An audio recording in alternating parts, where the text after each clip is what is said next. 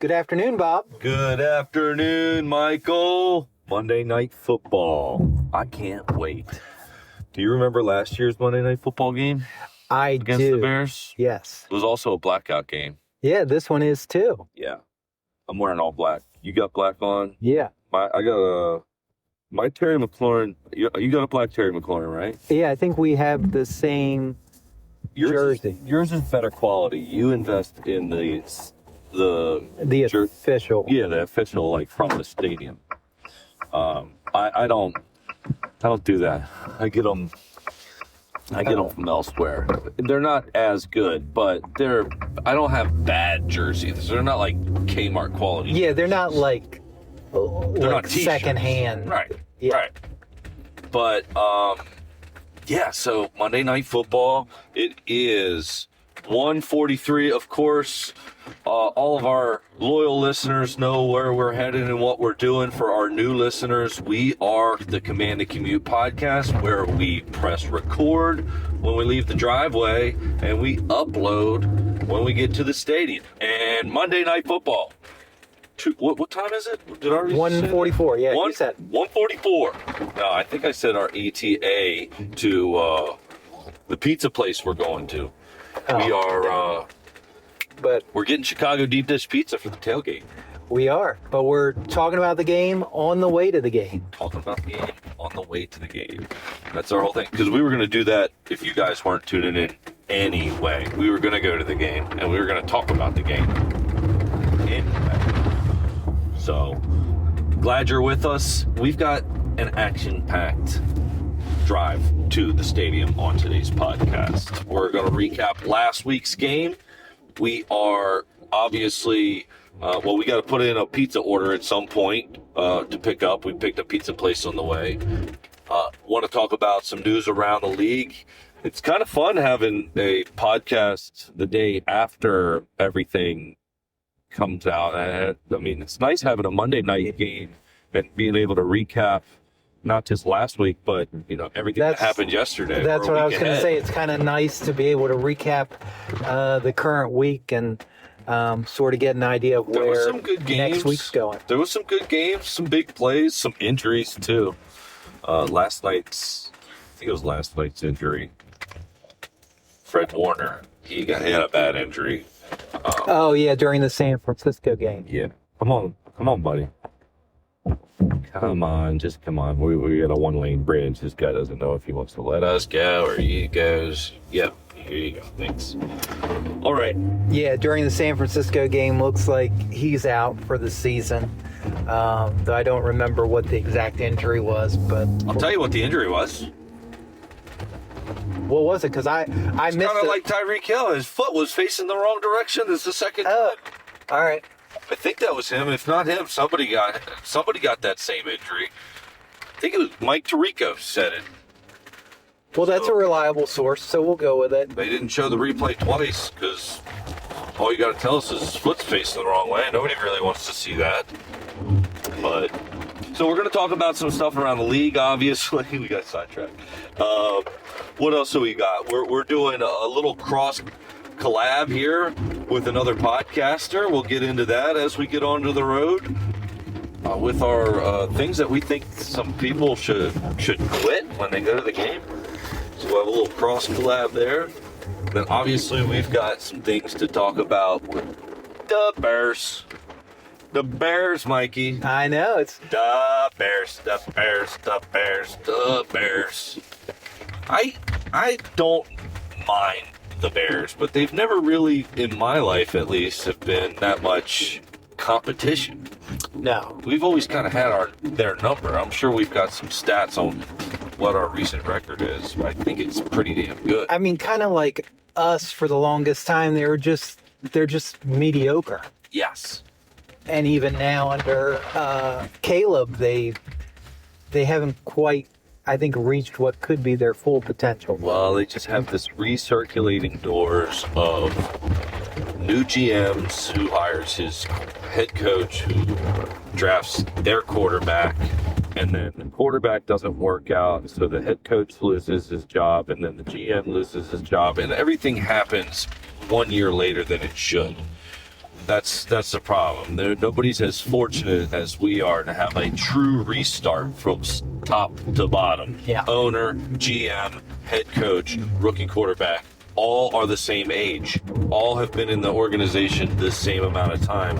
Not many organizations get that reset like we've been fortunate enough to have, and we know the Bears haven't. They're it's just like they're on a 3-year lag, which each one of those that what I'll call your trifecta there that you really want: your GM, your head coach, and your quarterback. Because you're like you've talked about for weeks now with New York and Daboll. I mean, the head coach, his decision he makes with the quarterback, it is a big. It's a big factor on whether or not you're going to keep your job. And they had a surprising win Thursday night. I certainly didn't pick them to win. Of course, I don't really think many people did. I'm glad they won. The Eagles are just they're drama queens, and I love it. But apparently, we learned that the head coaches aren't supposed to go into the injury tent because I think Dable, I think he got fined some amount of money or there was some uproar that because he went into the medical tent there, that it sort of creates a conflict of interest, that he's trying to influence the medical team's decision, all that kind of stuff. I don't know what the result of all that was just yet. Of course, they may have not even announced it yet. Well, I don't know how I feel about that. Can we circle back to that when we talk about news around the league? Yeah. Let me get my thoughts on that. Ask me about that again. We'll talk about how the Eagles just lost again, folks. And I also want to talk about Scattaboo. When I hear his name, it kind of reminds me of Adam Sandler. Scattaboo. It does have a little bit of that, doesn't it? Anyway, let's talk about our team. Last week, bounce back. Big time. You predicted we'd lose, and you were so happy your prediction was wrong. Yes. The Chargers, man, and it was as I predicted as well, that their O-line wasn't going to be up to snuff, and even after this last week, their O-line is even more decimated. But the defense, we ate them up. Yeah, the defense just showed up, because I was talking last week that they needed to show up and just, act like they were ready to play and kind of show me what we haven't seen, and they did exactly that. So we got off to a shaky start. It looked like it was like the game script was kind of, and it was just an early game script, just like things weren't going our way. But I have noticed when things don't go our way under this new regime, they don't nearly seem as bad as it did in previous regimes with our team. We're not the old Redskins that I grew up with a 4-12 record. It seemed like every they definitely year. build in the belief that we still can come back no matter how bad the situation may be at any point in the game. We're still capable as a team to come back and maybe squeak out the victory or at least make it close. And our fan base is starting to feel it too, because I wasn't scared at all down 10-0 in the first quarter. I didn't care. I felt like Jaden just hasn't gotten it by. And you know what needed to happen? He needed to take off those damn pink cleats. That was one of the things that really sort of turned the tide for us, was the cleat change. Isn't that weird?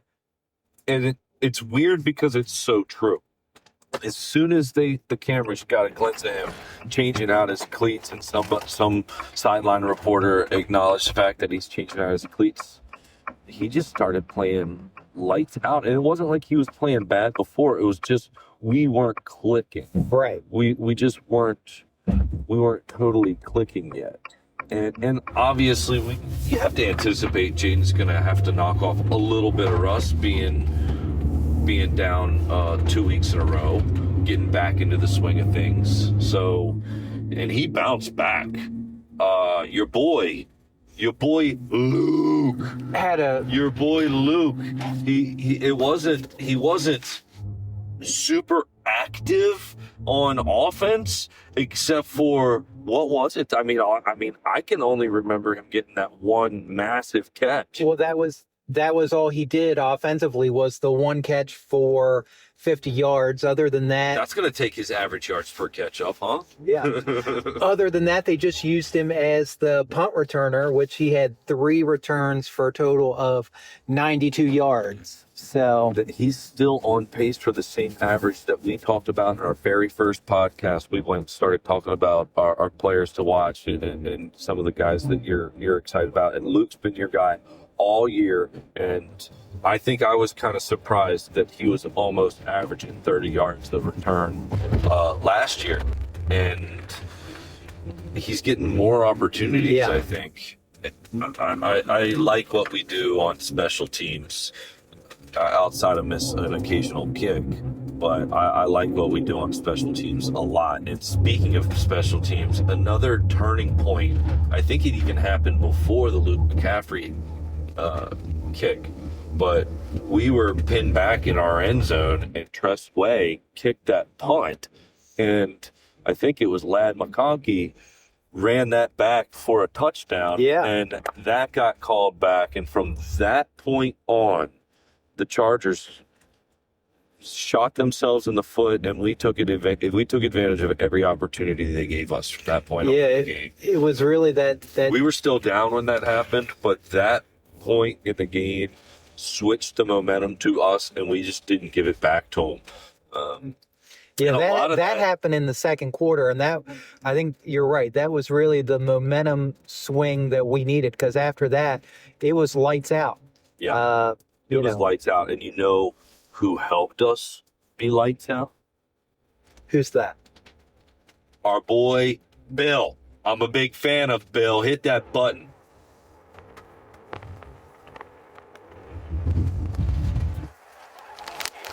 Streaks to the outside. He's in again. Touchdown, Ja'Cory Krosky, Merritt, and Washington. Don't know how that went, but Bill, our boy Bill. I've been just easing into my fandom of Ja'Cory Krosky Merritt, a.k.a. Bill, all season. Just been warming up. Just wanted to see how the Well, kind of B-Rob like that's trade- exactly what he's doing. He's kind of warming up a little bit. That's what I think too. It looks like he's still on the verge of breaking out. I don't know if we've really seen him, because I wonder what he does with a little bit more volume. He's a running back. He can get the ball pretty much every play that Jaden doesn't. So what are we going to do with him? It seems like he can still be a contributor for our passing game. And I'm just still waiting. Like, what does he do? He's so quick. He breaks to the outside, and he's patient.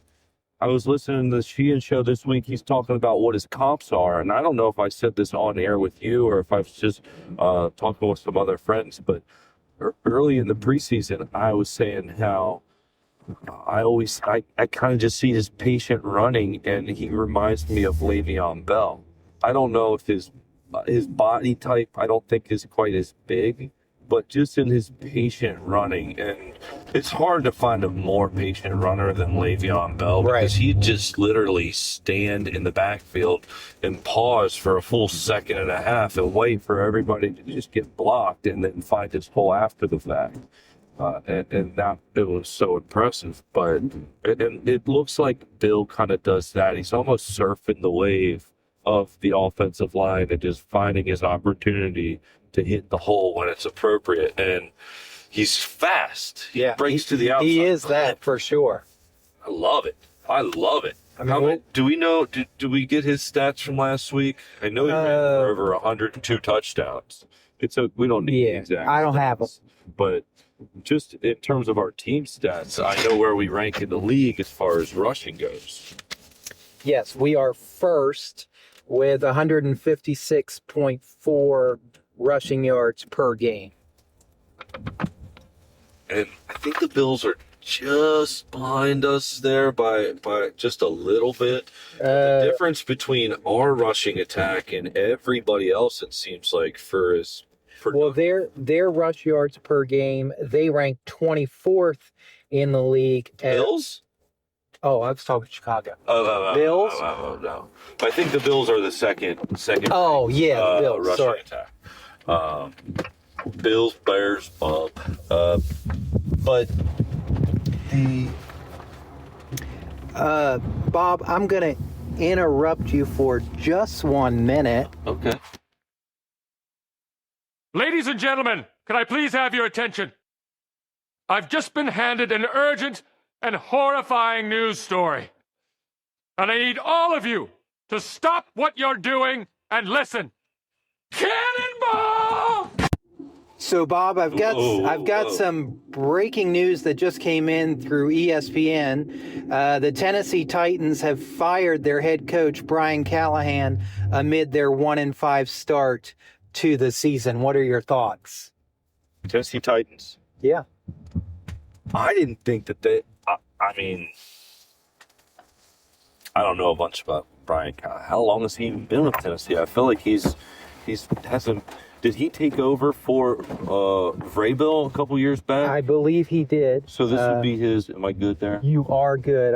I think this is his third season as head coach, and this is the whole thing. This goes straight back to what I was saying about the Bears.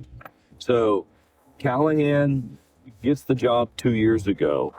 It's around what he wants to do at quarterback, and then finally gets Cam Ward. And what happens? Boom, he gets fired as this rookie's developing. Trying to see if they've got any article up yet.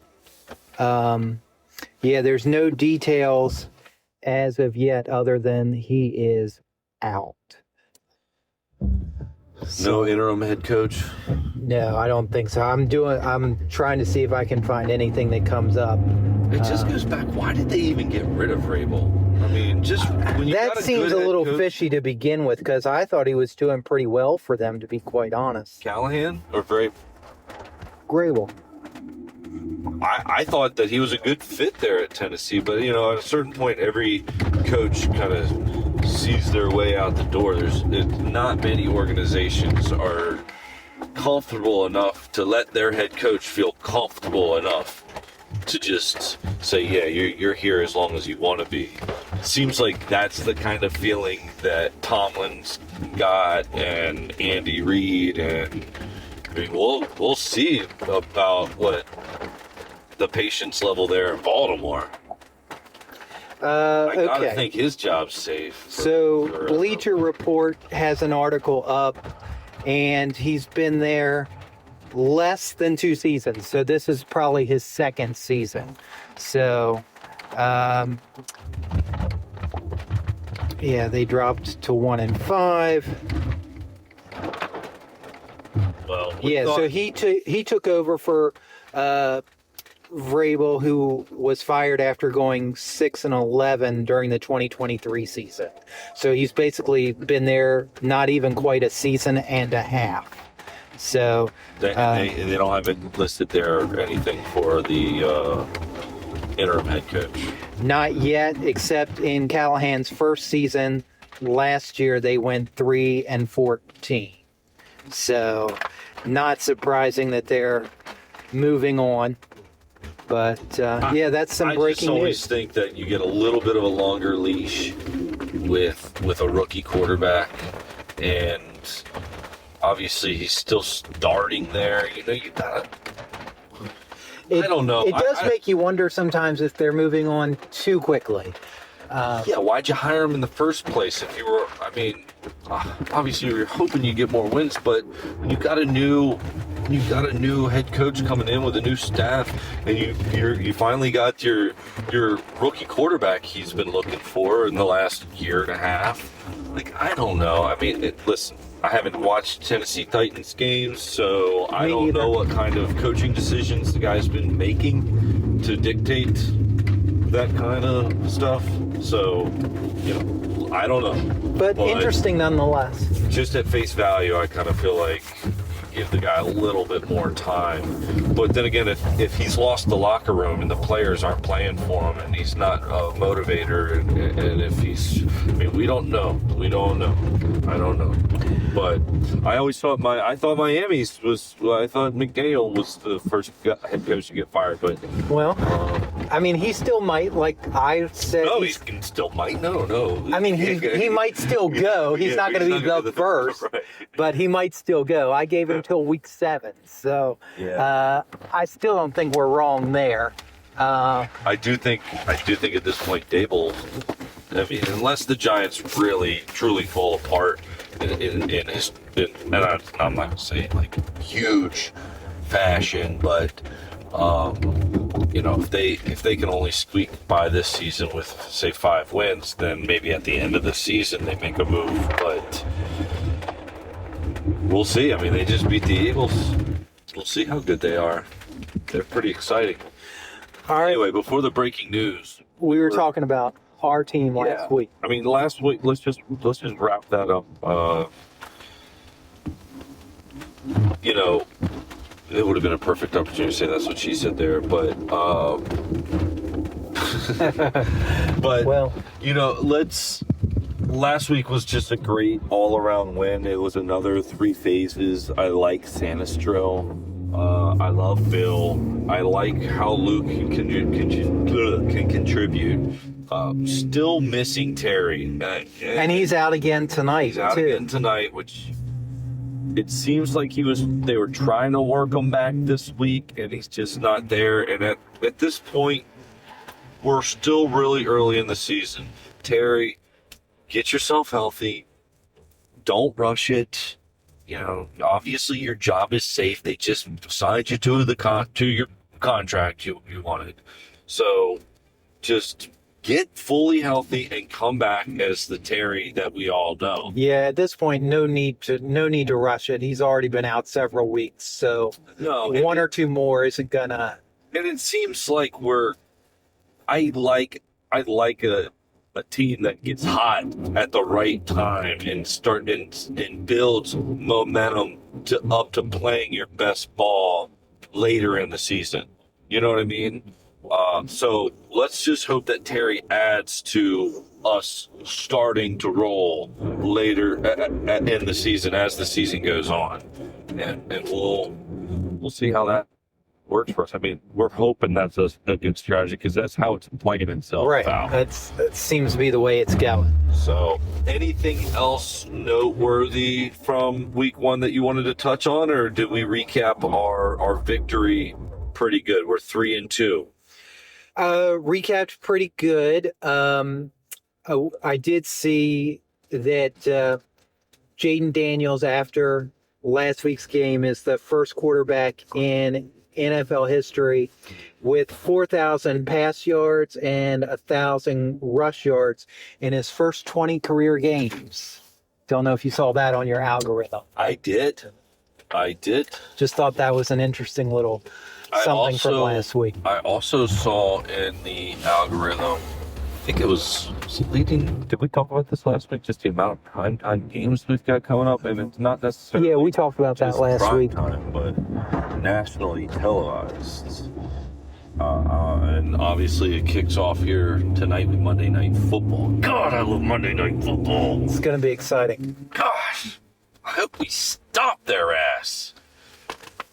Dub Bears ass. But all right. What do we think? What are we getting from? So we're getting Chicago deep dish pizza right off of our route, essentially. You want to call that Pizza Inn? Yeah, we can call it in. Call it in. Someplace. I really didn't do too much research. We were thinking about doing like a Polish sausage with, onions and peppers, stuff like that. But we called an audible. It's a little bit of a rainy day. We're just getting sprinkles so far. It's overcast skies here leaving. We're just about to get on to Interstate 70. right here at the Smithsburg Boonesboro Park and Ride. So the GPS has us at 50 minutes to this restaurant. It's called Armand's. Did I say that right? Yes. Somewhere in Rockville. Armand's. Armando's? Armand's. Make sure I dialed this number right. Yeah, Armand's Pizzeria. Something or other. I hope they tell us it'll be ready in 50 minutes. Didn't do any research, but I think deep dishes take a little bit longer. Well, I mean, if it's sitting there for a little bit, it's not going to matter. No, I'm hoping we don't sit there for a little bit.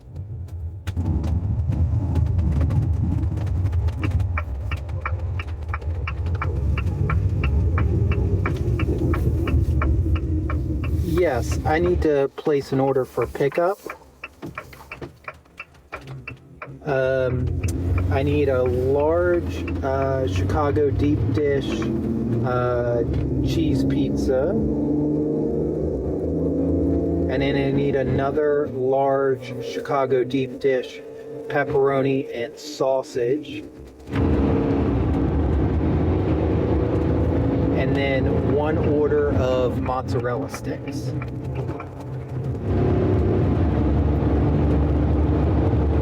Yeah, both the pizzas were Chicago style. One was a cheese and the other was a pepperoni and sausage.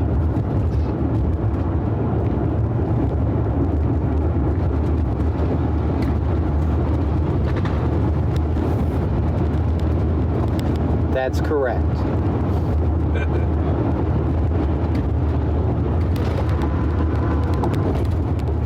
Okay. Do you need my name or anything? Yeah, that's fine. All right, thank you. They didn't need your name? They used the name on the phone, so it's under my mom's name. How did that go? It went, okay? That's all I'm going to say on air. It seemed like... That's all I'm going to say on air. It went, okay? All right. What language was on the other line of that phone? Italian for sure. Oh, okay. I All just right, well, hope- that's good. That's good. Sounds like he got the order right, but I don't know. He wasn't very energetic, so he said about a half hour. Okay, so perfect. So we're at 47 minutes to there. We'll account for them being a little bit late on so it'll work out. He said about half hour, so it should work out. What's our total? You don't want to know. Oh my God, really? Is it that expensive? It's like $45. Oh, okay. Well, I anticipated being a little bit more, but we got the fried mozz too. We're gonna be cheesing it up here for the tailgate. But man, I'm excited. Oh yeah, we're getting up over South Mountain here, rocking and rolling, people, commanding the commute. This is when I really start to get pumped up for the game, man. We're on our way. We're there. We are getting there. So, speaking of getting there, what about this week's picks? Let's get in our locks.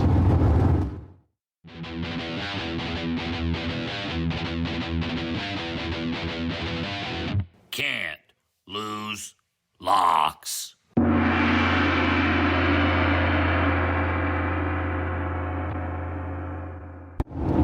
Okay, Bob, let's talk about our picks. Can't lose locks. How'd you do? I mean, because we typically get our picks in, obviously before the games come out. We traditionally miss the Thursday game, so this is just honor code.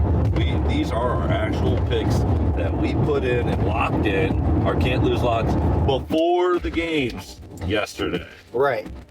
And you always get yours in at least before Thursday night because you text me. Yeah, because they have to be in by Thursday, but I always have them done by then. All right. So just to recap real quick before we get into this week's picks. Last week you had to come back down to earth. Yeah, I was a normal person. Week 5. Back to reality.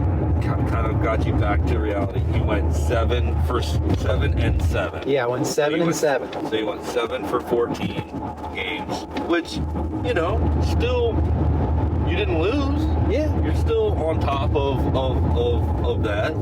So if you just placed $1 on one and you lost as many as you won, last week was a break-even game. No Right. big deal. You're gonna have that. But if you started the season with $100, you're still in the plus. And I'm still not betting on these games. Right. So now let's get into your week 6 picks. Now, I'm curious. So You picked the Eagles on Thursday, I'm sure. yeah, so I picked the Eagles on Thursday night, lost that game, and then Sunday games, I picked Denver over the Jets and got that. I picked the Rams over Baltimore and got that. I went with Cowboys over the Panthers and lost that one, thanks to their last minute field goal. You don't mind losing a pick if it means that the Cowboys end up losing. Correct. Right. Because it helps us in the division. Right. Okay, so I'll gladly take the loss on my pick'em league that really means nothing. Right. I took the Colts over Arizona and got that one. I took the Seahawks over the Jaguars and got that one. I took the Chargers over the Dolphins and got that one. Steelers over the Browns. They obviously won that one. Took the Patriots over the Saints. Also got that correct. I took the Titans over the Raiders and lost that one. I took the Niners over Tampa Bay and lost that one. I took Green Bay over the Bengals, got that. And I took the Lions last night over the Chiefs and lost that one. And then, of course, there's the doubleheader tonight. I won't tell you what I did with our game. Thank you. Keep it towards the end. I right. like keeping that towards the end. But for the first game, the early game, 7:15, I took the Bills over the Falcons. So of the 13 games that have been played this week, I've gotten 8 correct. Thus. 8 for 5. Yeah, so I'm 8-5. So at worst, there's two games left to play. So at worst, you're Be 8-7. But at best, you're 10-5. Back to where you like to be in the win column there. So. But that's what I did for this week. What did you do? Well, Tom and I are neck and neck after week 5, where we bet we both went 3 for 4, I believe, and so far this week, Tom went 3 for 4. I don't have his picks for everybody, but all his picks have been played. So he went 3 for 4. My picks,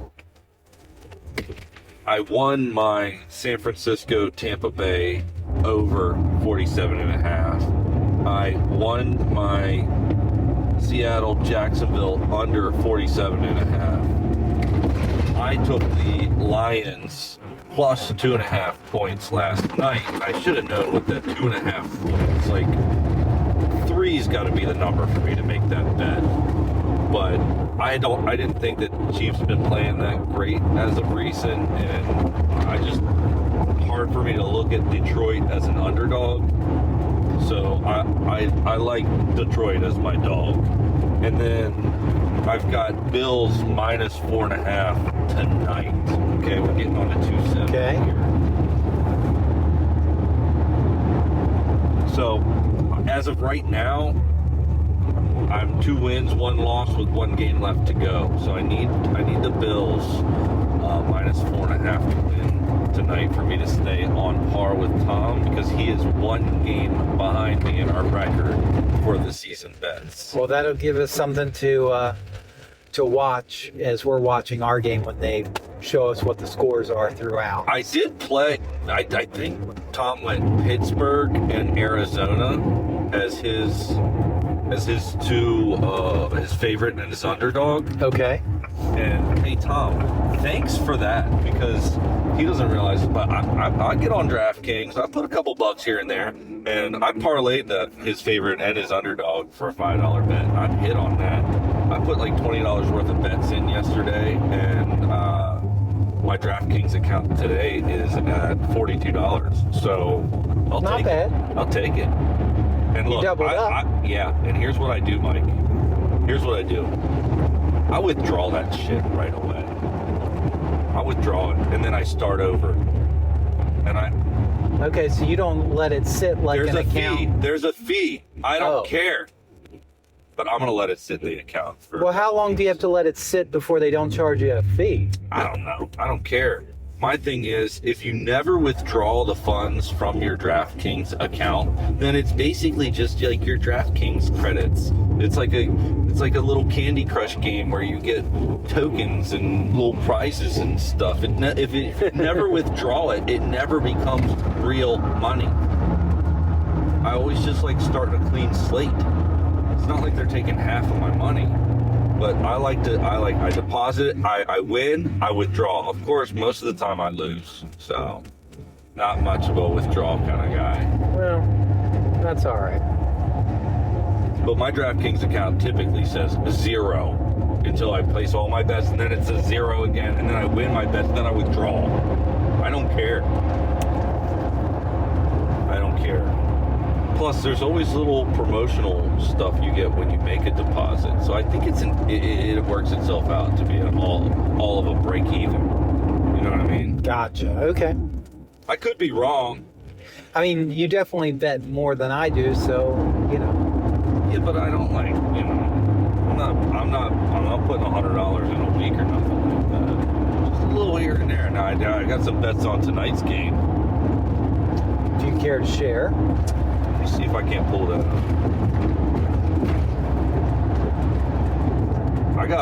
I got Bill having a big game. Some player props.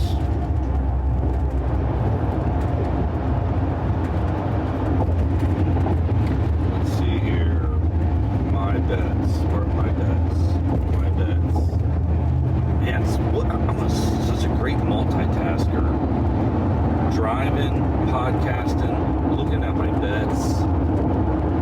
And doing a wonderful job. Open and driving well. We're in the slow lane. Better be in the slow lane. We are. I got Ja'Cory Krosky-Merritt scoring an anytime touchdown. I also have him scoring our first touchdown of the game. Oh. So how about that? I also have Jaden Daniels passing over 230 yards. And then I've got us winning on the money line. I've got the under 49.5. And I've got us minus 4.5 points. I got us winning big today. I say I prefer it when you keep your picks and your predictions towards the end, but Right. I don't care if I do it. Oh, okay. That's fine. If people haven't realized already, I think I'm just going to pick us to win all the time. Pretty much how I'm too biased to pick against us. And we're too good. How about them apples? We are that. So we feel good about our can't lose locks. We're doing pretty good. Our records are doing pretty good. Anytime I can stay above 500, I'm happy. How about that? All right, let's get in a little bit around the league from this past Sunday, week 6. Obviously, just in terms of our NFC East division, we'd love to see the Eagles lose because they're defending champs and they're a good team. Got a lot of talent, so you love to see them lose. You hate to see the Giants win, unless, of course, it's against the Eagles. We kind of will take it always 'cause- defer to the worst team to win because Yes. the overall record at the end of the season. So glad the Eagles lost. Don't feel great that the Giants won, but glad they did against the Eagles. Jackson Dart and Scatterboo looked good. They look good together. But we needed the Giants to win because it helps the overall record. Of course, if we win tonight, I think that ties us for first place in the division at 4-2. 4-2. Eagles are 4-2. And what did the Cowboys do yesterday? It's the best decision of his coaching career so far here in Carolina. Fitzgerald for the win. It is good. The Panthers upset the Cowboys for one of Dave Canales' biggest wins as the headman for the Panthers. Rhetorical question, of course. I knew the Cowboys lost against the Panthers. I'd love to see them lose by a last-second field goal, too. Just always enjoy it when Dallas is on the bottom, just because everybody talks about And they're how off. good they are all the time. Well, they're off to a rough start. They're 2-3-1 with the tie. Oh man, that tie. You know what would be great is if the Cowboys could get another tie at some point this season. How much would that screw up all of the winning percentages? I mean, and everything? anything's possible, but And all of like the in the hunt scenarios, like a second tie, that would be epic. and I don't know if that's ever happened where a team has had 2 ties, at least in the NFL. 2 ties in one season. Yeah. We'll have to look that up. We'll have some time here. I'm going to pick up the pizza. I'll give that a quick Google because I'm curious too. That'd be watch. That seems like a stat where it'll be like, oh, yep, actually there was a team in 1940s that had 3 ties in one season. But yeah, so as far as the division shapes out, as long as we win tonight, we're in the driver's seat. Yeah. Just got to keep pace and keep doing our thing. Yep, got to keep doing our thing. JD leading the way. God, I love it. What else around the league here? Anything else of note that you had from this past week? I was surprised to see Ravens, right? We're surprised to see what happened with the Ravens. They continue to Struggle without Lamar. But next week is their bye week, which they clearly need. And it looks like he'll be good to go. Lamar, he'll be good to go when they get back from their bye week. So remember when I didn't know right off the top of my head who Lamar's backup was? It was Cooper Rush, and I thought it was Tyler Huntley. right. Tyler Huntley's our 3rd string. Well, they put him in I saw yesterday's that. game. That's where it occurred to me. I was like, maybe he went someplace else. No, he's still there. He just got bumped to the 3 spot. But after, I don't know if I was flipping back and forth between that game and the Steelers game, and I don't know exactly why they benched Cooper Rush. Did he get injured? Was it just I think it it was out of just- hand and he was I think it was just struggling, going or- into the 4th quarter, and they were down 17-3 at that point, something like that, and they just needed to, try something different. Man, I going into halftime, I was watching them. I was like, man, they need to score here. They need to score here. And then Henry got stuffed. Yeah, Goal line. they just couldn't get. They couldn't. It didn't seem like they could get anything going. Like, yeah, Henry, he had a few good rushes here and there, but just seems they just struggle without Lamar playing. Well, they got injuries everywhere else Yeah. too, but Lamar obviously seems like he's obviously the playmaker you need if you want to have a chance to win these games. Because otherwise, the entire roster is just trying to do their best. But God, I don't like seeing the Ravens struggle like this. Especially when you look at their overall record, they're 1-5 as well. And that's just shocking. That whole division is just in a weird place because you got Aaron Rodgers and the Steelers on top, and At 5-1 now since they won yesterday. you've got your other 2 divisional opponents, the Browns and the Bengals, flip-flopping back and forth with Flacco Yeah. in that division. And then obviously the Ravens, they're at the bottom. It looks weird. It looks weird. I'm not used to seeing that division kind of shape up the way that it is. And you know what else? Gosh, the Browns, man. I just look at the last name Gabriel on the back of a Browns jersey, and I'm just like, he's just going to be another name he's just going to be another Browns quarterback that we look back on and say, wow, they tried that guy. Sanders is going to be the next one. We all know they're going to start Sanders at some point. At some point, yeah. It's going to happen now. It's going to happen. Now that they traded Joe, Yeah, it's just so weird. So weird how it's all, that division is. But you know what? It's still early in the season for there to be a shakeup in a variety of different ways. Would you be shocked if the Ravens pull themselves together and make a run for a wild card spot, depending upon how the AFC shakes out? Not at all, because they're capable of doing it. Once Lamar comes back, and if some of their other injuries come back, I think even at 1-5, they're capable to make a wild card run. And the Steelers look the same as they do for the most part every year. Aside from the fact that they have really good quarterback play, and it's hard to say really good, but we said in the beginning of the season that Tomlin by default, just Tomlin himself, the head coach, seems like he's going to get you 9 wins. Yeah. So Rodgers obviously knows how to operate an offense, and he's letting those guys make plays, and they're putting together wins. It's not flashy. No, it's a grind for sure. But their defense is good. So yeah, the Steelers had a big one. Anything else around the league that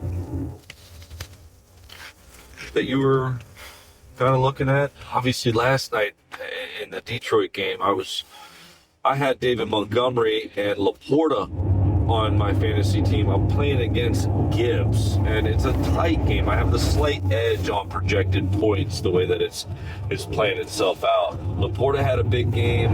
Montgomery had a big game, but man, Gibbs. Well, and what was at the end of the game? Because I saw it this morning when I got up. What was the deal with the bench clearing fight that happened? Well, let's just talk about that game for a second. So the first half was. It was a little bit sloppy. And that's all I watched. Weird was the first kind of half. Game script, but close game going into half. And then, obviously, in the second half, the Chiefs just started looking like the old Chiefs. They just started kind of just winning, I mean. They finally kind of turned it on. Yeah, they looked. It was a game where they did enough to win the entire second half. You know what I mean? Like it was another thing. It was, wasn't flashy, not overly sexy, but Well, their whole season hasn't been flashy. no. But in the second half, they were putting up points, and their defense was playing how it needs to for that. And Mahomes looked good. Mahomes looked like Mahomes, which he hasn't in recent games this season. But at the end of the game, when the clock is winding down, one of the Detroit defenders, he's on the other side of the ball, the clock's running out, people are taking their helmets off, they're shaking hands or whatever, and the defender didn't want to shake Mahomes' hand. And I forget which player, I think it might have been Juju for the Chiefs. It was a wide receiver for the Chiefs. Saw that defender didn't want to shake Mahomes' hand and took offense to it, said something, and then kind of slapped his hand or whatever. And then from that point, of course, you know what happens, like the whole scuffle and those. That's when things really went. Yeah. And come to find out, the defender for Detroit that was the cause of the whole scuffle. Because just walk away. If you don't want to shake his hand, don't shake his hand. But you don't have to go up to him either. So turns out he's been fined 3 times this year already, and 7 times last year. A variety of different unsportsmanlike type fines. So Definitely pattern with that guy. Yeah. And I've been on a football field. I know how things get heated. It's a physical game. A little shove here is a little non-offensive for the most part when we're trying to kill each other for the entire game. So Right. slap someone's hand away is no big deal. But then you get to japping back and forth and talking on all that stuff, and it's just like it's just not necessary at the end of the game, especially because it seemed like they were swinging each other around by their helmets towards the end there, and you got all the players and coaching staff and camera, media, microphone people on the field, and I'm like, at one point, I'm like, someone's knee's going to get taken out in that situation. And, yeah, so he'll get fined again. But at one point, how many times, like this will be his 4th fine this year, a 7 last year. How many fines do you give a guy? I mean, do you, like, he's going to go to the commissioner's office and be like, hey, I paid 10 fines, I get 1 free, right? No, the opposite. Like, we're going to get to the point where you got to get suspended. Like, the fines aren't working, you're just paying them. So, yeah, I hate to see that stuff, especially in the middle of a game, too, and especially if it's one of our players that just can't keep his hands to himself. But I mean, it's just not necessary, you know? no, it's yeah. I'm over that kind of stuff. But anyway, so there goes our week 6 recap, huh? Yeah. And it's not done yet. We still got 2 games tonight. Who we got tonight? We got Bills Falcons tonight. Yes. Yeah, Bills minus 4.5. I mean, the Falcons can put up points, but we're not fans of the Falcons. No. They annoy me because I don't think Penix is good, and he has been playing good. And it annoys me the decision they made with drafting him in the first place, and the whole Kirk Cousins whole Kirk Cousins thing still doesn't it sit just well. seems like such a bad decision. If you were like, why sign for the guy if you're going to draft a guy? Because you're just wasting money. Yeah, that's what does.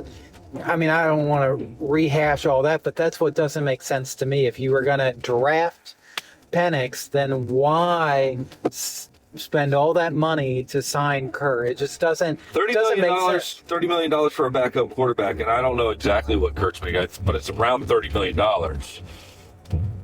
Maybe higher than that. But for a backup, I mean, how much do assistant coaches make?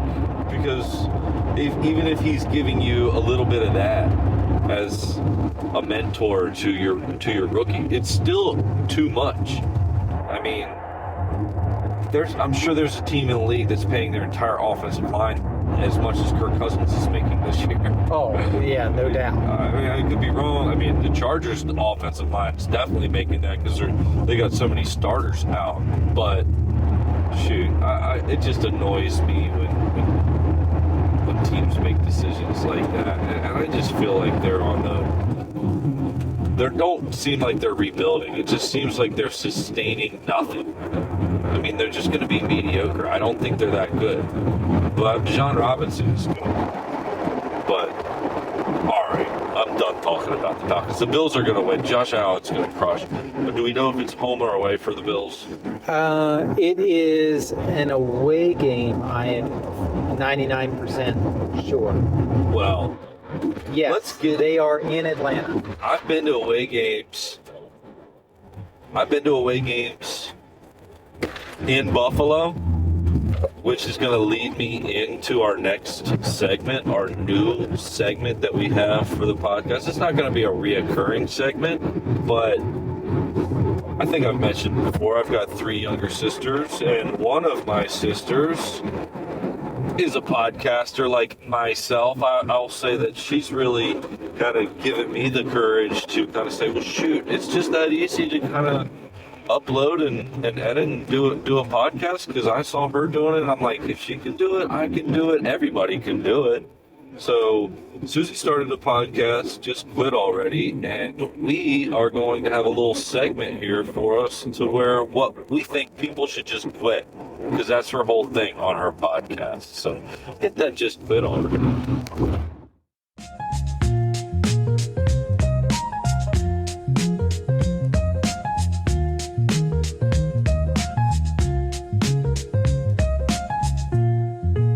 Welcome back to the Just Quit Already podcast.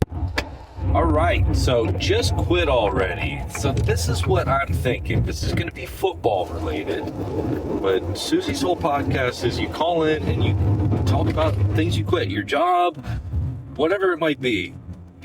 Habits, people, friends, relationships that people call in all the time with also. I thought we'd talk about football related things. My first thing that people need to quit, stop wearing jerseys to a team that's not playing at the stadium. So we're going to the game, Washington versus Chicago. You know we're going to see a Raiders jersey. We're going to see a Miami Dolphins jersey. We're going to see an Eagles jersey today. We're going to see all sorts of different jerseys. And it's just like, listen, if you're going to go to the game, don't wear... They're not playing. Don't wear their jersey. Just wear black. Just wear a neutral color. A neutral color, and just choose one of the two teams to be a fan of that you're going. If someone obviously invited you, right? You're not a Miami Dolphins fan. Like, yeah, let me go check out the Commanders game tonight. Like, that's not what's happening. You're being invited from a friend of yours, and you're taking it upon yourself to wear your Broncos jersey or your Patriots jersey. No, I wouldn't. Actually, certain fan bases, I don't think you're seeing too many random Patriots jerseys around. Those guys are pretty smart. But you will see a Miami jersey. Well, in one of the games we went to earlier this season, I saw a random Kansas City jersey.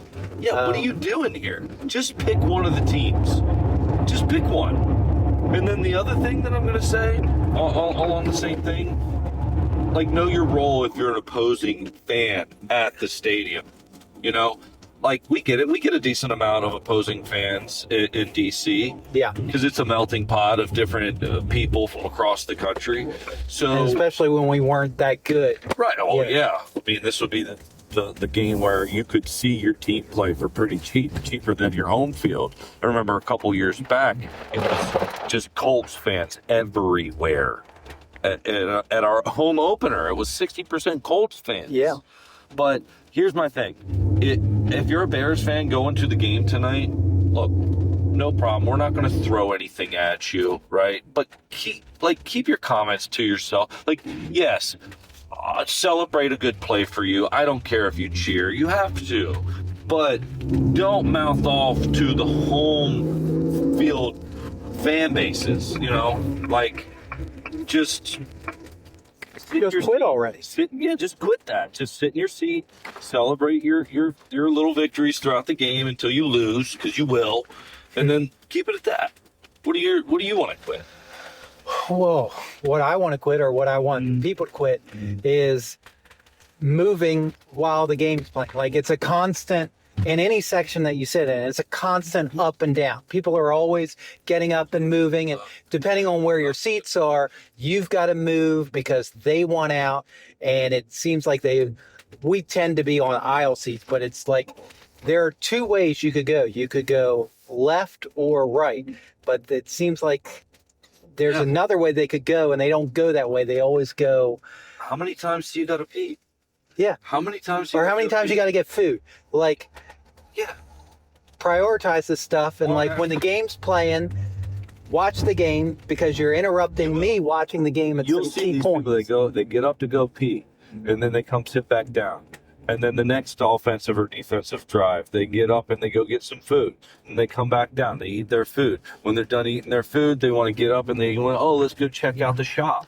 You know, let's buy a hat. Whatever. They come back with their bag full of hat or whatever. And what? You know what happens? Guess what? It's no more than 90 seconds later, it feels like they want to get up again and go get another beer. It's like the beer vendor is going to come up here and ask you if you want a beer. If you're already up to get food, then go to the bathroom while you're up, or vice versa. Like, kind of consolidate. Right. But a lot of people don't do that. Yeah, and guess what? Get to the game, get inside the stadium early enough to where you don't have to go get a hat in the middle of the second quarter when we've got the ball. Like, don't do that. Yeah, go in early, go to the team's store. Yeah, don't think you're going to do it at halftime either, because guess what? all the other people we're saying should just quit this, all these other dumbasses, they're going to try to do it at halftime. Yep. So just get in the stadium early enough to get your Christmas gifts and your little Washington Commanders major tutties and your big chain plastic necklace. Oh shoot, you gotta get off here. We're doing it.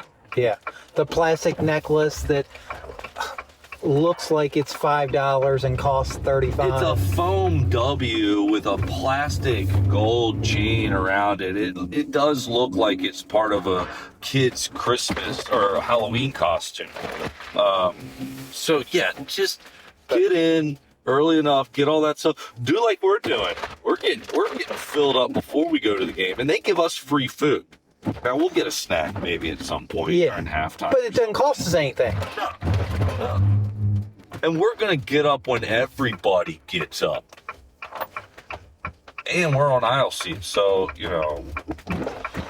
don't really have that whole thing of But see, that's what I'm saying. Is making others because we're right. We don't have to make other people get up, but they have to make us get up every 2, 3, 4, 5 minutes because they need all this crap. Yeah. So at the end of the day, we're here to watch a football game. And I understand it's a big event for a lot of people. But like when we sit in the club level, most of those people are season ticket holders. And it's like, what are you doing getting up and down the whole damn game? Yeah. That's why we don't sit down below, because the people down below, they're standing up the whole game anyway, because people stand in the lower section cheering on the entire game. They don't sit down the whole time. And that's exhausting. Like, I'm glad that they do it, I'm glad they're bringing the energy. I mean, we bring the energy. I lose my voice after every game, but it's nice to be able to sit. yeah, I like sitting, which is why I really like our seats up in the upper level when we're on row 1 right up against the glass, because we can just lean up right to the edge of our seats, look right over the glass or right through the glass and see the entire field from the stadium. So, by the way, folks, we got seats for sale for this game still. I think some of the weather is maybe scaring people away. But we're going to upload this podcast as soon as we get to the stadium. What time is it right now? We're 3 o'clock. 3 o'clock on the dot. So we're going to be there soon. If you guys want our seats, 402 row 1, seats 19 and 20. We're dropping the price, people. Come on. Somebody wants to go to this game. It's going to be great weather. It's going to be nice fall football. And as good as the last game was, like, why wouldn't the last game against Chicago, why wouldn't you want to come to this game? Listen, let's be honest. We got a future NFL MVP on our team at the helm at our quarterback position. Like, why wouldn't you want front row seats? Well, in the front row upper level, but yeah. I can call them front row seats. They are front row seats. Row 1, folks. Row 1. They're awesome seats too. But all right, we are approximately 1.5 minutes away from picking up this pizza from, what's this place called? Armand's or something? Armand's. So while we go pick up this Chicago deep dish pizza, because you know our thing, we like eating the food of our opposing fans. We're going to eat your food and then we're going to beat your ass on the field. That's our whole thing. Oh my gosh, people just don't know how to drive, Mike. Yeah, just get out already. Oh my gosh. Whoa. Oh my God. Oh jeez. That's how accidents happen. Oh geez, down here in Rockville. Shoot, I don't think I want to be in this lane. No, we need to might have to make a U-ey, like a big circle. I tell you, I'm not going to hold up traffic like that lady just did. No. But if you guys remember back a couple, no turn on red here. A couple episodes ago, it wasn't last week's episode, maybe the episode before, I talked about an invention that I had. Do you remember that, Mike? I'm sorry, I do not. Well, yeah, you do. I come up with inventions all the time. That's why I can't keep track of them. So my latest invention was the foot pedal for your toilet seat and your toilet lid. Oh, that's right. Like your trash can, right? Yes. You push down on the thing, and then the toilet seat and the lid go up. So I don't understand why this isn't a thing. And I was always kind of confused why women were complaining about it so much. Just put the seat down, just look. But I did a little bit of research, and I figured out what's happening. They're falling in. You know this? No, I did not. Yeah, women fall in the toilet because the hole's bigger than their butt, and when the seat that we pull up so we don't pee all over the seat. When we do our number twos, that seat, you know. Yeah. With guys, we can pee standing up, so that's why that little pedal there will just be so good because we just won't have to touch anything. We just hit the pedal, we pee, and then when we're done, let the lid and the seat come down, and we don't have to touch it, and we'll never forget to put the seat down, and then the women will never fall into the toilet. Well, you might be onto something there. It's a genius idea. It's $1 billion idea that I'll never invent. So by all means, folks, if somebody wants to make this invention, all we ask is that after you make your millions, you come back and sponsor this podcast. And an advertisement for this invention, which I have named Tolid, will sound like this, the advertisement. All right, fellas, we need to talk about the greatest rivalry since Cowboys versus Redskins. We're talking men versus the toilet seat. She walks in after you, and suddenly, it's like you've been flagged for an unsportsmanlike conduct in the bathroom. Why is that seat up? But here's the thing. This argument, it's not really about the seat. It's about trust. It's about that 2 a.m. walk to the bathroom, lights off, half asleep, and then ladies and gentlemen, we call this moment the polar plunge. It's the icy betrayal that wakes her up faster than a triple espresso. It's cheeks meeting chili porcelain. It's ass to water. It's dignity gone. And that's why you need toe lid for your toilet. Toe lid is simple. It's a simple foot pedal that attaches to your toilet just like your kitchen trash can. You tap it, the seat and the lid go up, you go pee, everything goes down every time, no hands, no forgetting, no arguments, no polar plunge, ever. The installation's so easy, you can do this thing at halftime. And buying one's even easier. This thing isn't rocket science, it's toe science. Happy spouse, happy house, my dudes. Toe lid for your toilet is the MVP your bathroom's been waiting for. Toe lid is not responsible for improper installation, accidental toe stubbing, or any competitive toe lifting tournaments that may occur in your household. Warranty void if used as a step stool, cat toy, or beverage holder.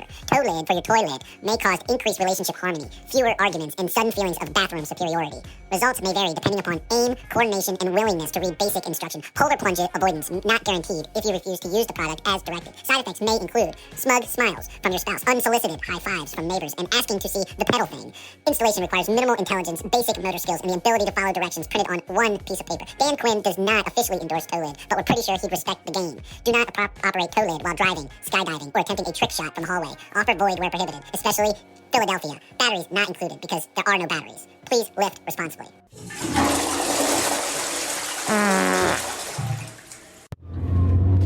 right, we got the pizza. It looks pretty good. Yeah, it does. It looks pretty good. I mean, we've definitely got more than enough food. So, to all of our listeners, if you know anybody going to the game, come find us in the red zone lot. You'll find out where. Oh, we got an ambulance coming up. Yeah. Not sure where he's off to. He's about 2 lanes over, but a lot of traffic, so we couldn't move even if we wanted to. A lot of traffic here. We obviously got off of 270 there to get our pizza here in Rockville, Maryland. Look at this dump truck is just... Oh, he's trying to get it. I'll tell you. Is he trying to get over? Look, us Western Marylanders / Waynesboro, PA guys, I mean, we just don't deal with traffic. And I don't think we deal with it well. I mean, you're more used to it because, you're on the road for your job all the time. I do a lot of driving. But, yeah, not used to all this damn traffic all the damn time. These people just don't know how to drive. I at least feel like I know how to drive in traffic. My thing is, we all ain't going nowhere, so what's the freaking rush? You know what I mean? Yep. But yeah, pizza looks good. If you know anybody that's going to the game, tell them, come find the Command and Commute guys. They said that they'll give you a couple slices of pizza because we got more than enough pizza. We're going to eat this Chicago deep dish in their face. I thought we were going to have the one with the sauce on top, but I don't know if that's like a special request, but I just assumed that was a Chicago deep dish. They put the sauce on top of the cheese. Well, they didn't this time, if that's the way it's supposed to go. It just looks like a really thick cut, but the cheese looks good. Yeah, it all looks good. It's pizza, so it's not going to be bad. I really do want to try to cook pizza at the tailgate. I got a Dutch oven, get some coals, make the dough. But it's cloudy. I think they might be calling for a little bit of rain come game time. And that's why we called an audible on our tailgate. One, it's Monday night. It's not like a traditional Sunday morning type of a tailgate. I am hungry though. I could eat. But we were going to do the Polish sausage with onions and pickles and peppers, whatever else they put on a Chicago style sausage. That was the original game plan. But now we don't have to worry about getting a grill and clean it up and all that stuff. We can just kind of chill here and have some pizza. I brought a smart TV, so we'll hook up to one of my hot spots. Oh. We'll watch the pregame as the game kind of leads into there. Maybe it's worth going in and seeing what's happening in the Legends Plaza tonight. Yeah, I'm not sure of what they've got going on. I didn't really read all the emails that were coming in. Well, let me fix my microphone here. I got it stuck on my hoodie string. Got it all tangled up. Hold on, let's go. There we go. We got it. Good. We're in the clear. I think we're in the clear. Man, I keep messing with it here. Let me try one more time. Sorry, folks. All right. Yeah, you're good now. Okay. Yeah, no edits. Got people. We don't edit. Right off the cuff. That's how you know we're good. I was listening to a podcast not too long ago. The guy forgot he needed to edit and just put it out there for everybody. He had to do like 5 or 6 takes.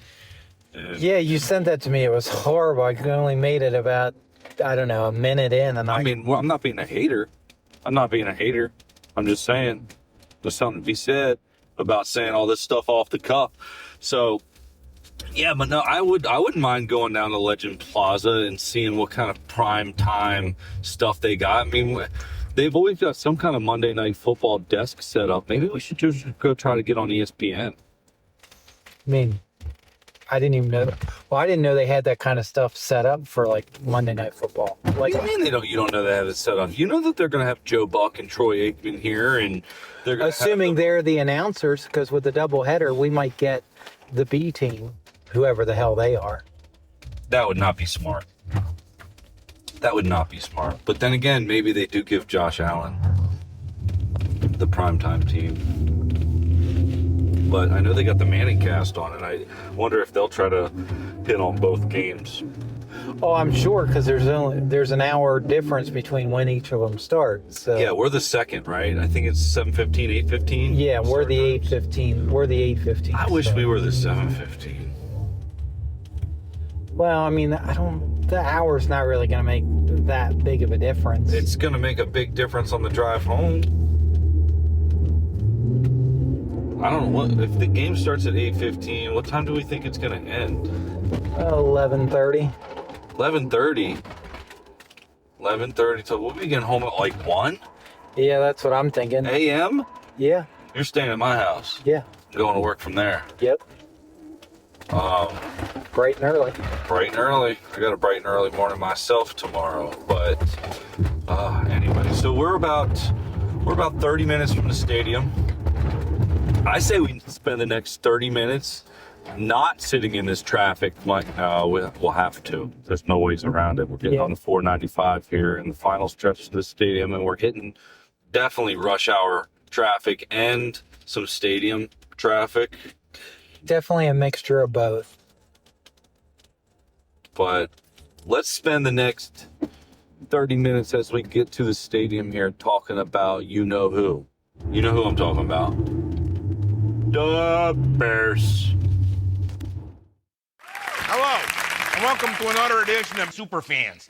I'm Bob Swirsky. Hey, Bob. Hey, Bob. How are you, Bob? Real good. Real good. Once again, we're coming to you from the heart of Chicago, the city of the big shoulders, home to a certain team which come January will run roughshod over the competition in Super Bowl 26, a team that is known as the Bears. The Bears. The Bears. The Bears. Okay, Bob, so let's talk about the Bears. The Bears. Here, Mikey. The Bears, the Bears, the Bears. Let me tell you about these Bears. Well, how do we want to start this conversation? We want to talk about how I think we're going to win and why we're going to win against the Bears? Yeah. Let's do that. Do that. So, we are number one in rushing in the NFL. Average yards per game, the way it all pans itself out. Our offensive line, I watched back last week's game against the Chargers. Our offensive line, pretty good. And I think they know that we've got Jaden with a knee brace on, so you better protect his ass. The protection's good and we're even better at run blocking than we are pass blocking. And Bill is on fire. So I think that trend is going to continue, especially tonight. And I hope so. You know why? Because one, we're efficient when we run the ball. And two, when we run the ball, the clock continues to go. And that just means we're going to get home earlier. Yep. Yeah. You know, the shorter game.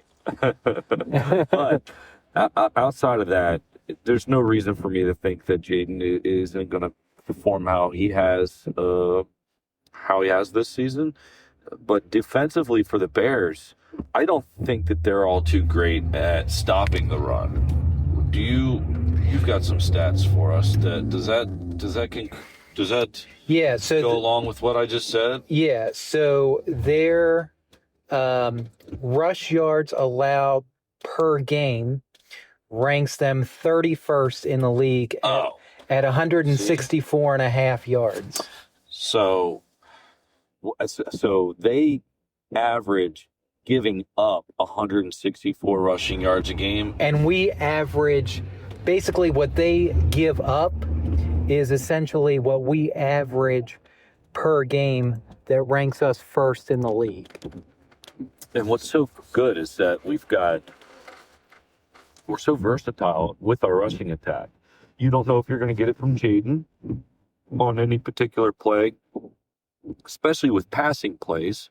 Could always turn into a running play with Jaden back there. If he just doesn't like what he sees and he needs to scramble, then it's going to be positive yardage for the most part. He doesn't get sacked a whole lot.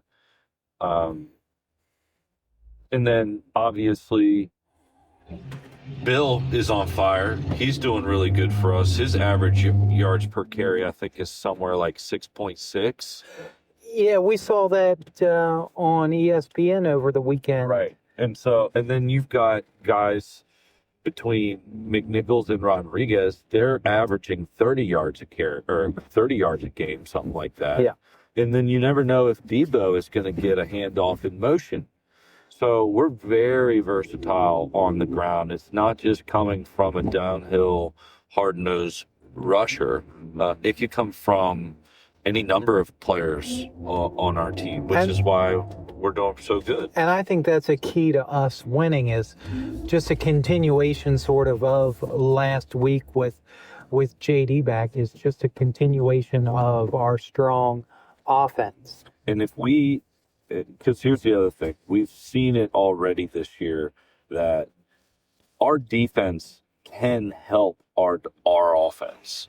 We need good field position. We need to be in positive situations, which our defense can help us get to. And the defense has been playing well for us at home. At home, yes. I mean, against the Giants, they played very well. I thought they played good last week. I mean, your whole thing last week was that we don't travel well. Well, we traveled well last week. Yeah. So let's hope we travel back home well this week. We've got, we're on 495. We're on the Beltway here. And how many people looks like they're up on the side of the road up there behind this police officer bike? It looks like we got to get the heck over. Someone's got to let us zip her in. Yeah, something's going on up There's here. like 6 people on the side of the road up here in the Beltway holding up all this damn traffic. This is what we've been sitting in. This is what's holding us from the stadium. Which I'm not really complaining at the moment. Yeah, what the heck is going on over there? There's a lot of people. There's 2 cars stopped. Was there a little fender bender here? I'm wondering if that's what it is. Because why else would you have a cop? Everybody's out of their vehicle. Well, there's 3. There's 3 vehicles. 2 minivans and a truck. Oh, yeah, there's the fender bender. Look at that. Boom, Yep. boom, boom. All 3 of them. All 3 of them. You got to keep your safe distance between each other, folks. Glad we're safe. But now we're... If you can't tell, I'm sure they can hear. We are moving. Thank goodness. I'm trying to get my ass to the stadium. We kept seeing the GPS ETA fall. Seems like it happens on every podcast. Anyway, so the Bears. Now, if we're going to put the shoe on the other foot, right? If we're going to put the shoe on the other foot and kind of say, how could the Bears win, or how could we lose, right? And or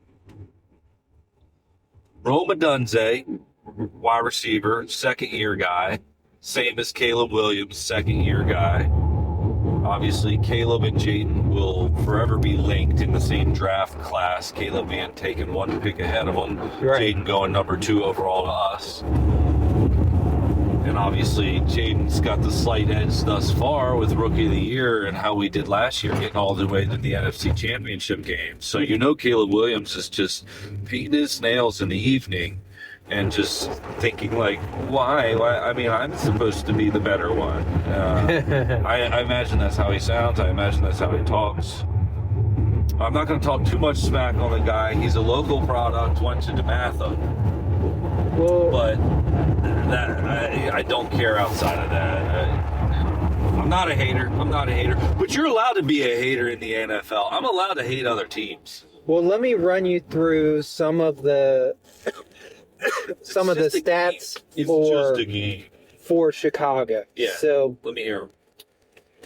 In overall points allowed, they rank 28 at 29.3 points allowed per game.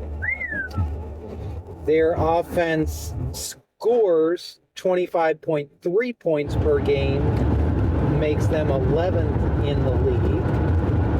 Okay. Total offensive yards per game, they are 20th at 340.8. Pass yards per game, 238.5, that's 12. Rush yards per game, they're 24th in the league at 102.3. That's the key stat right there. That is the key stat right there. If you want to be a good football team, you've got to stop the run and be able to run. Because if you're able to do that, then you've got a lot more control of the clock. You've got a lot more control of the time of possession. You've got a lot more control over everything if you can run the ball well and you can stop the run. And it doesn't appear as though they can stop the run or run the ball very well. And then here's the other thing. Pass, we already talked about the amount of rush yards they allow per game. But their pass yards allowed per game, 29.3.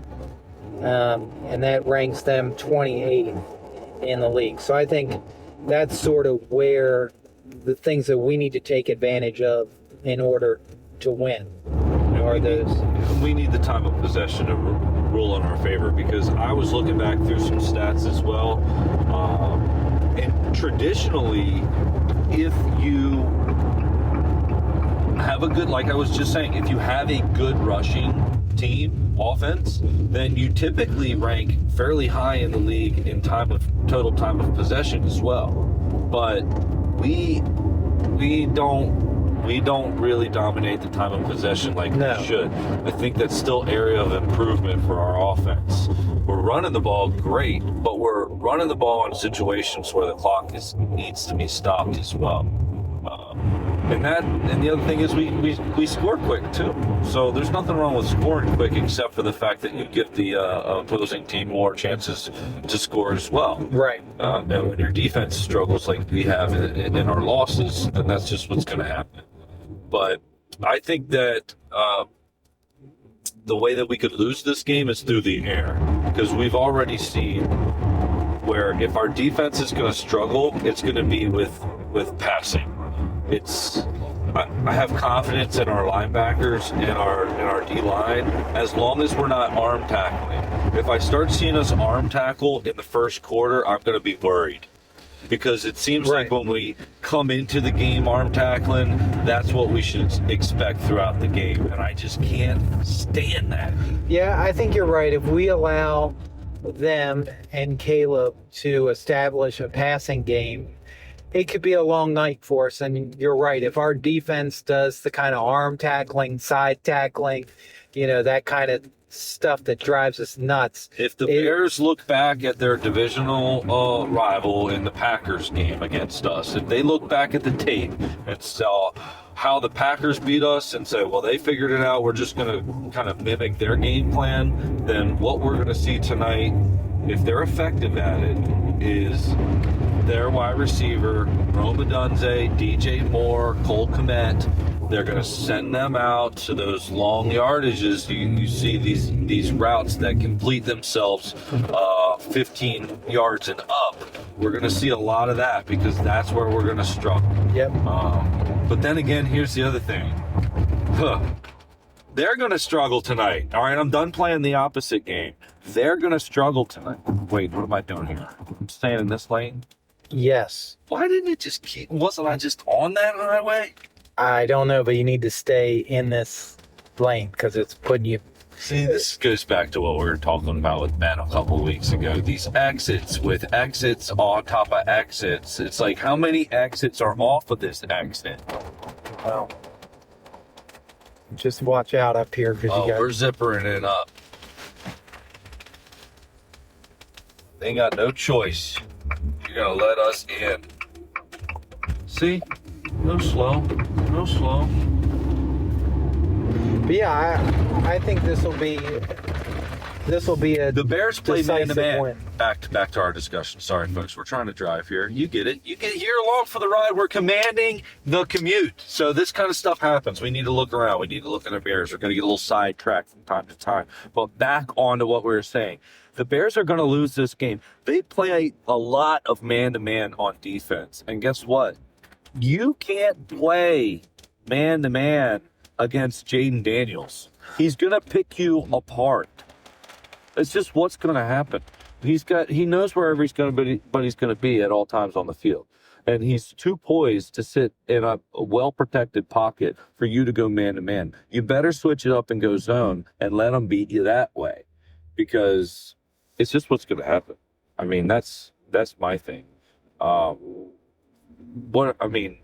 really think we're gonna rush for over 200 yards today as a team. And I know it's crazy because I also bet that Jaden Daniels is going to have over 230 passing yards, but that's a little bit of me hedging my own bet because I've also got Krosky Merritt having a great game. But Jaden is just going to blow it up today. The dude's going to throw for like 500 yards passing, and he's going to put 250 on the ground. Maybe 17 touchdowns this evening in Monday Night Football. World records. I mean, looking at our injury report, of course, Terry and Noah still are out. And then we get into some questionables, but we know Debo's going to play, right? Yeah, he's going to play, but he's questionable. And same thing for Rodriguez. He's questionable. Well, I feel fine with McNichols. I feel good with Bill. I hope Rodriguez can go because we need the depth. And then Noah Brown. Is this where we talk about Noah Brown and what Noah Brown did to the Bears on Monday Night Football last year? I've been holding off on this conversation all the way until the end. I mean, if you want to bring it up. I think we need to bring it up. The media asked Quinn and Jaden about last year's Hail Mary Monday Night Football miracle, and that's in their rear view. That's in the past to them. They didn't really want to talk about it a whole lot, but we were at that game, Mike. We were at that game. I remember. The entire first half, we're dominating. Not on the scoreboard, but we're dominating the Bears. In what seemed like all phases, but just little mistakes shooting us in the foot. So what happens? They start pulling away in the second half. And I honestly, out of all the games last year, I can recall being the most pissed off during that game. Just thinking, why aren't we winning? Why aren't we winning? Why aren't we winning? And I remember saying to you in the stands, this feels like an old Redskins game. Yep. This feels like an old Redskins game. Like we're just gonna lose it. It's like we could win, but we're deciding to lose. Is how the old 4-12 Redskins teams from my era of life. That just seems like how we always did it. And what happened? Like, we get to the fourth quarter, it seemed like everything was stacked against us. Yeah. I was fed up of watching it. We both were. I thought that it was over. And we. All right, I'll just say. I thought that it was over. So what did we do? We got up and we left our seats at, I don't know, maybe. How many seconds were left on the clock? I've watched the play like a bazillion times. I mean, we got up out of our seats not when they were in Hail Mary range, but at the start of that drive. Probably like with what? Probably no more than 2 minutes to go. No, way less. You think it was way less? Yes. I can't recall exactly the time situation. Maybe there, but we basically needed 3 plays to happen. 2 of those plays to get us up to midfield, and then a Hail Mary pass. And that's exactly what we did. Yeah, and we were standing in line. We were standing in line in the elevator. Yep. For the elevator. And then the stadium just erupts. It exploded. If there was a roof on our stadium, everything would have shattered.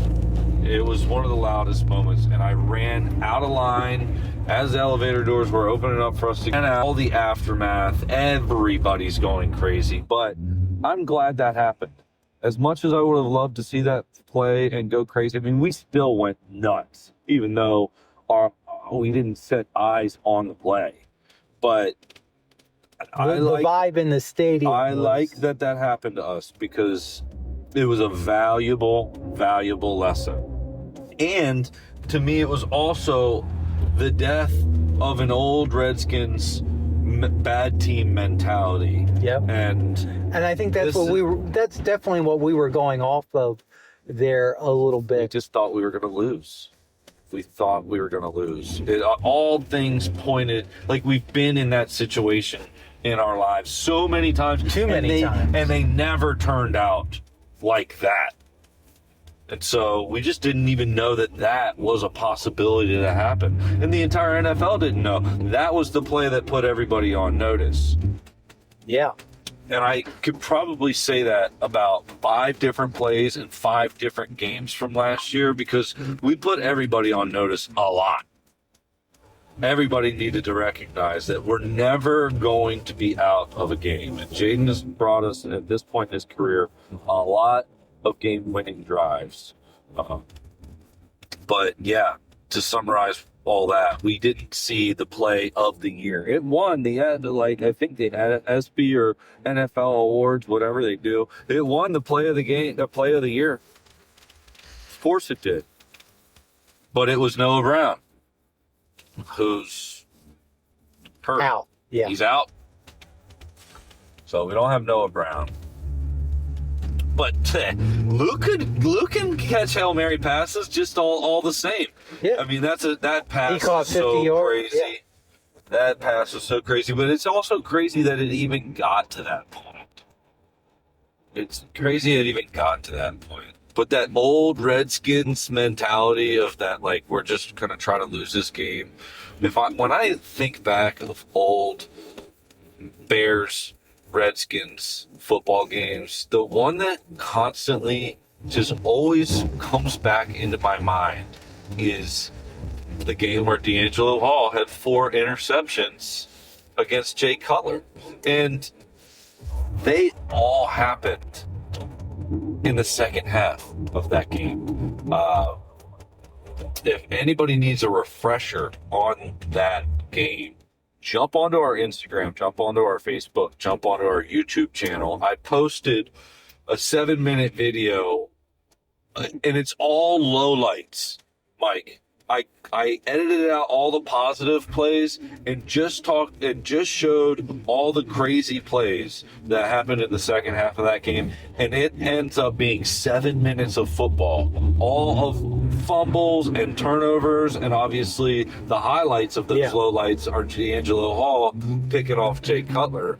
But there were so many crazy things that happened during that game, but it always just, that game, it was a true bad Redskins game. But we won. And that was our Donovan McNabb. I mean, a lot of players that I'm huge fans of. Mike Sellers, Ryan Terrain. You remember him? Cooley was still on that team. Obviously, we had D'Angelo Hall. We had London Fletcher, Brian Arakpo. Of course, remember all those. Yeah. So, I mean, it was 2010, week 7. It's hard to believe that was 15 years ago.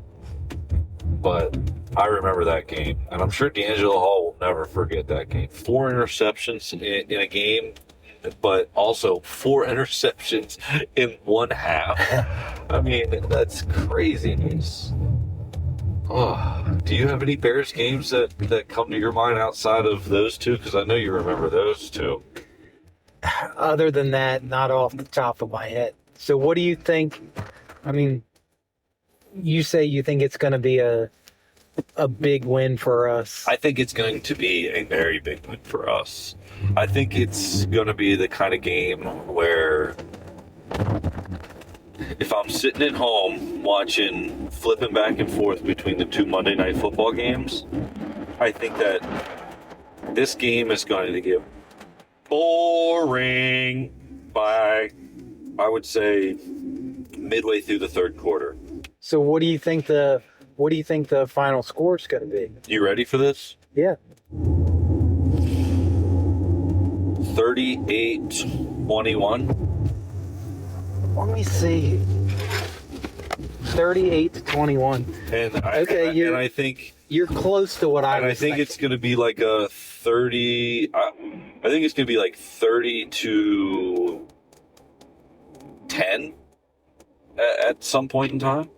You know? Okay. I mean, I or think 31-10 at some point, and then we, garbage. We'll give them some garbage points. I wouldn't be surprised if we're dominating so much to where we start sitting starters and we give them some points and our backups get some. That's how I think it's going to go. I think we're going to crush them in the first half of this game. well, and I actually agree with you, because as I was looking at all the stats that we went over a few minutes ago, or earlier in the week when I was getting everything together, I think everything just lines up for us to have a dominating win, a dominating game, and just to continue to sort of stamp our mark on the NFC. I think our offense is going to click even more. Of course, you don't have any questions about the run game. I think that's going to speak for itself. But I think we're going to have a big offense on the other side as far as what we're able to do with the wide receivers, and then of course what Jaden's going to be able to do. And I'd love to see Luke continue to kind of progress in our offense. And I think we're going to see that too. Of course, he'll obviously get used in the punt return game, but I hope they utilize him a little bit more in the pass game. And I think there's a good, fair possibility that they will, given the fact that he had the 50-yard catch last week. I think that definitely did him some favors. I also like that, all the pundits in the league are still kind of sleeping on him and not really giving him any attention. I think that works in his favor as well. I think he's going to need to have a week with some volume before anybody starts giving him some props. I mean, I think our fan base can see his talent. Like we see him, like we watch him, right? So we know, but I think it's going to take a 6-catch, 112-yard, 2-touchdown performance. And maybe that's a little bit too much, but he's going to need a game where he gets He needs more than 1 or 2 catches a game. It's got to be, 2 or 3 catches, and one of those has to be a touchdown. And honestly, I think his time is ticking. That's why we're kind of bringing this up, is if he really, he needs to take advantage of the rain's really picked up, by the way. Oh yeah, it's coming, it's spitting it down pretty good. But we are, what the heck is going on here? Every time I look over at the GPS, it seems like we're farther and farther away. We're about 9-10 minutes away, according to 9-10 minutes away 9-10 minutes ago. Yeah, well, the math is not math. With this rain on the Beltway. But but what I was saying is he needs to take advantage of the fact. Of course, nobody wishes for starters to get hurt. We don't want Terry to be out. We don't want Noah Brown to be out. We don't want these guys to be dinged up. But if they are going to be dinged up, Luke, then you need to fill the void and you need to take advantage of the opportunity. I still don't think he's getting enough snaps to make the most out of these opportunities. So they must see something on the offensive side. I did see that John Bates is going to be one of our team captains this week. And John Bates, our tight end, they really love him in the running game. He's a really, really good blocker. Yeah. And now that I'm seeing all this rain kind of spit down, it seems like from the forecast, it looks like it's about 60% chance of rain all night. So I kind of project this heavy drizzle. This is kind of what we're seeing, is a heavy drizzle. It's not big old fat rain. It's not stinging rain. Sometimes it seemed like it came from straight underneath. But it just seems like it's a heavy drizzle, and I think we're just going to see this off and on all night. And that just goes back to our running game. I mean, we're going to have a big game running the football today. But I think you're right. I actually have my final score at 34-17. 34-17. How about them apples? Yeah, we aren't that far off. Yeah, I hope we're right, dude. Because I just think with the amount of, when you look at those stats that we went over and just the amount of rush yards and stuff that their offense is giving up, it plays in our favor to carve them up and to just have an overall big game. Yeah. I agree. Because if the run game is working, then we can do the passes to the tight ends and to the Luke McCaffreys and just open up all the options. I hope so for our team's sake in the division race and in the conference race, because we're at a point here in the season where, you could have had a late start or an early start or whatever, but things are starting to shake themselves out.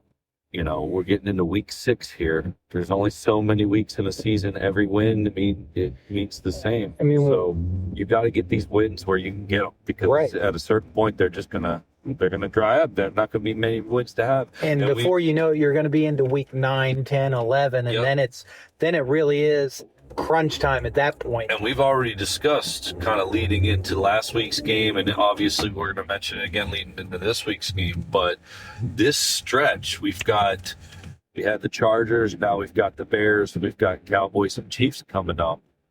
This is a tough little stretch, and then after this, we've got a nice little tough stretch as well. But against the Bears, when we've got the Chiefs and the Cowboys right around the corner, we need to take this game. Got to take this game. And I'd love it just to be dominant. I'd really like to see our defense come away with some turnovers tonight. Let's make it a point to get in the plus on the turnover battle, because we really haven't generated a lot. Sanistril had a pick last week. Lattimore is still just got me questioning him. We're paying him a lot of money. We brought him in as a shutdown corner, and I have yet to really see a performance where I was like, whoa, this is why we're paying. He hasn't had that. We got to get over. That Someone's got to attention let us over. Well, this guy's not going to let you over. We want this one, right? 17B. Yep. Sorry, folks. We are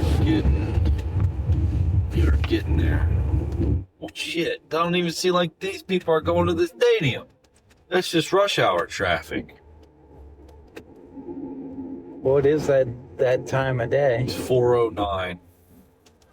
It's 4:09. When did the lots open? The red zone lot opened at 2. And all the other lots opened at 3. Oh, so depending on how you're looking at it, we're either an hour or 2 behind. Well, I'll tell you what. Well, we'll know here in a minute.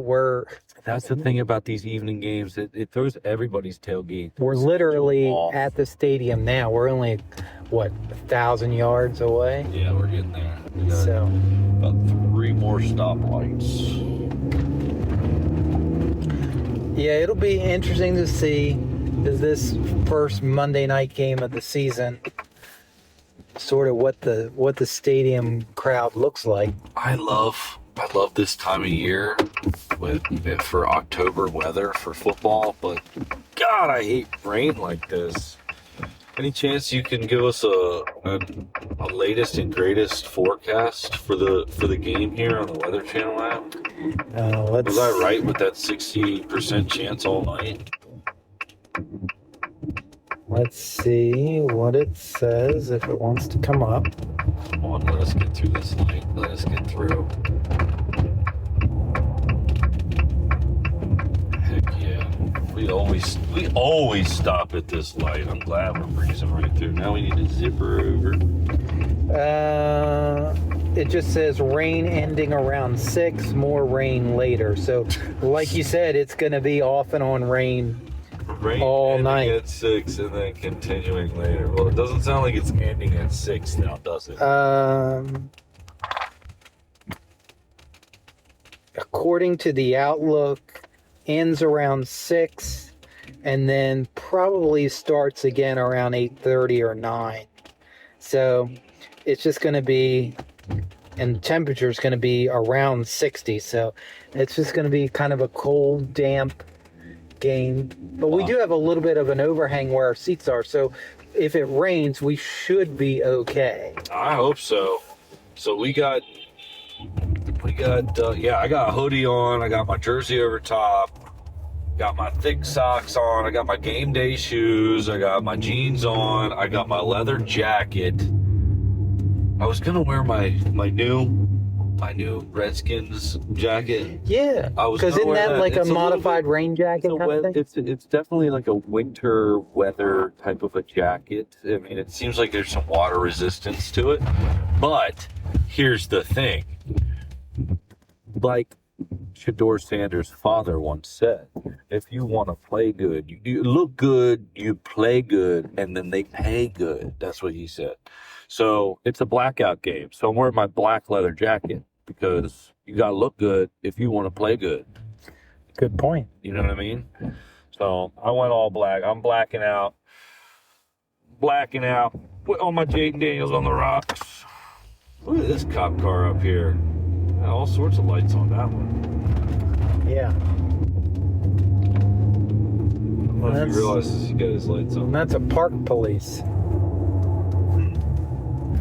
All right, I guess I got to get the parking pass out. Yeah.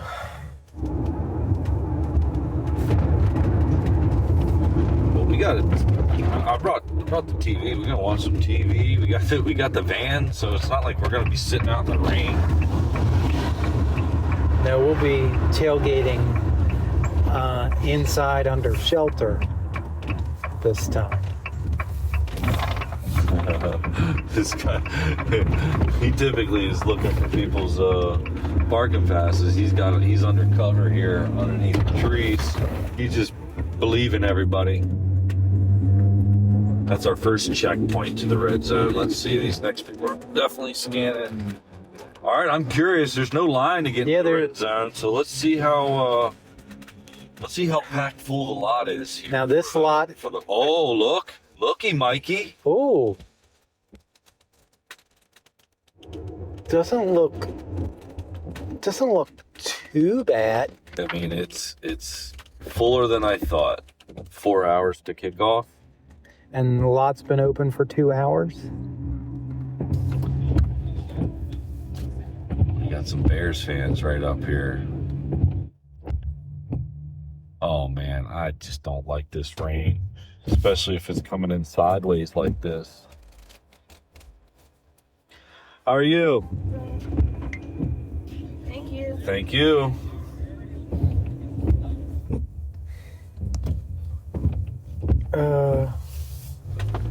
Okay. This guy's asking for directions. Oh, you know, I bet he's at the wrong lot. I'm good. I wonder if that's what it was. Maybe he's at the wrong lot. Has to turn around. All right, Mike, the big question. You know what? Let's start back here. Because we always say we want to go up there, but there's no trees down there. And maybe we can tuck in behind these trees and get some coverage from the rain. Bears fans, more Bears fans. We got some Bears fans here. Don't we? Yeah, there's... Huh. Well, there's more people in the lot than I thought at 4 hours to game time. There's still a lot of open spaces, a lot of open spaces, wide open spaces. Now the question is, do we want to be up top? Do we want to be down below? I mean, all of those spots are pretty much taken. I mean, with all these spots open, you could just post up right in here somewhere. I think that's what we're going to do, Michael. You know what? Why do I always do this? I always second guess. We sure there's no spots over there up against the trees? I guess we just looked at them all, but you know what? Sometimes we're just a little bit too generous with other people. They don't need all this. They don't need 3 spaces in between them. What about this truck right here with the Redskins logo on the side? Right there by the... Look, these people don't realize. Oh. These people don't realize I mean... What side does our awning go to? This side? Passenger side. Yeah. So we're going to give them some coverage. We're going to back right in over there. These lots aren't made for your tents. They're made for cars. Yeah, we're backing right in. We're backing all the way in. All right. Well, we are literally backing into a parking spot right now, and then we're going to post up and... Here, let's ask these people. Let's see if they won't be offended if we...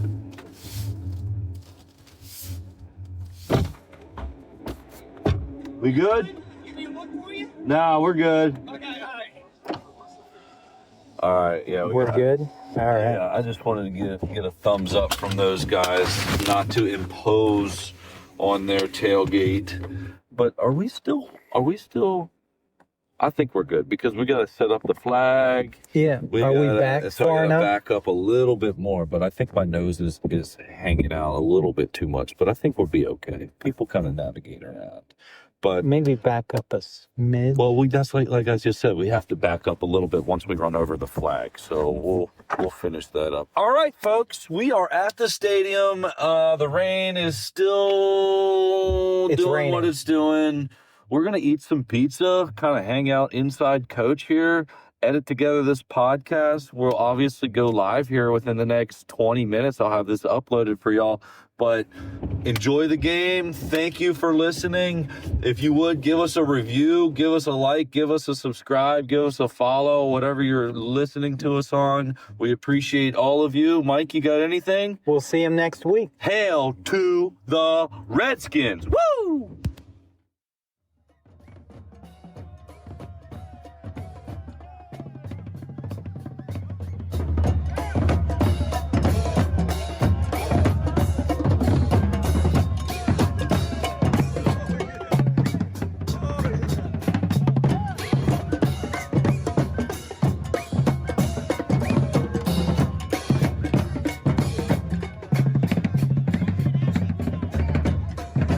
Give me a hell yeah! I said, give me a hell yeah! Thanks for listening to the Command the Commute podcast. I now welcome you to crack a cold beer, cook up some chicken wings, and enjoy the football game. Because the Commanders, the team, the Redskins, or whatever else you call them, is gonna kick some ass. If this is a home game, Bob and Michael will be in the Red Zone lot at Northwest Stadium. We encourage you to come to our tailgate and say hello. If you are still listening to the podcast, wow, you are an extremely loyal listener. I wonder how much longer you'll stay. Hey, I've got a question. How much wood would a woodchuck chuck if a woodchuck could chuck wood? You've got mail. Goodbye.